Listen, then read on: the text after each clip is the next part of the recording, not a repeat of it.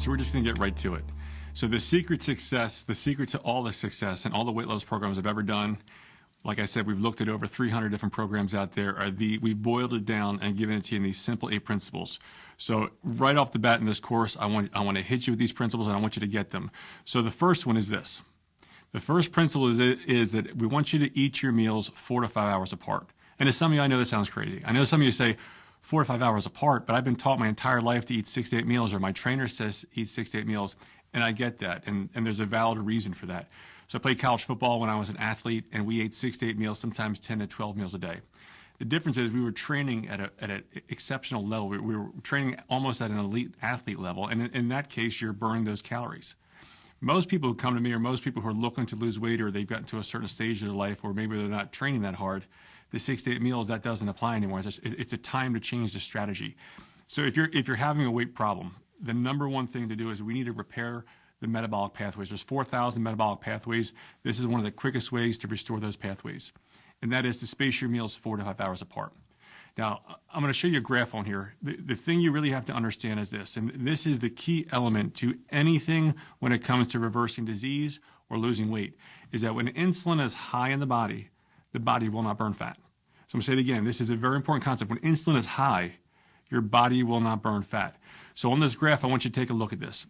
The first graph shows you what happens after a meal when an obese person or a heavy person eats weight versus a normal weight person.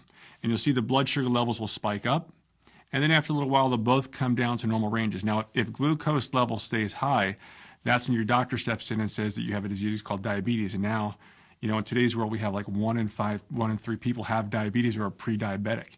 And this is what they're looking for, these glucose levels, which is sugar in the blood, is that staying high.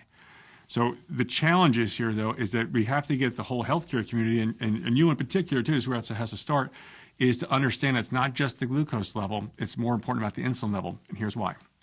This next study shows you that after a person who has a hard time losing weight, or an obese person, finishes their meal versus a normal weight person, is that the insulin levels in a normal person will drop back down after about an hour and a half to 2 hours with a meal. With an obese person, or a person who's got some weight resistance problems, those insulin levels will stay high much longer. Now, what did I just say? If you have high insulin, your body doesn't burn what? It doesn't burn fat. So if you're eating a meal every 2 hours and your insulin levels aren't coming back down for almost 2 hours, and you eat that next meal, you bump that insulin level back up. And what does that do?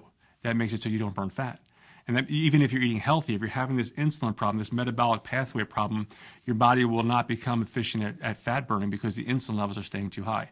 So this is the main concept to get first, is if you're having a weight problem, rule number 1 on these 8 simple principles is to space your meals out about 4 to 5 hours between each meal. This way, we want, after about 2 hours, we want that insulin to drop, and we want you to go for 1, 2, 3 hours without another insulin pop up.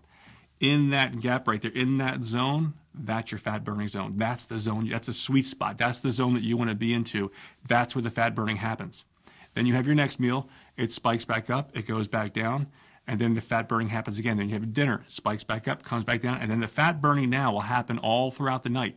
Especially if you follow some of the other principles and you're putting good nutrition into the body, you will literally wake up the next morning and start to see fat start to melt away. This is probably one of the most foundational principles that I can give you, is just 4 to 5 hours between the meals.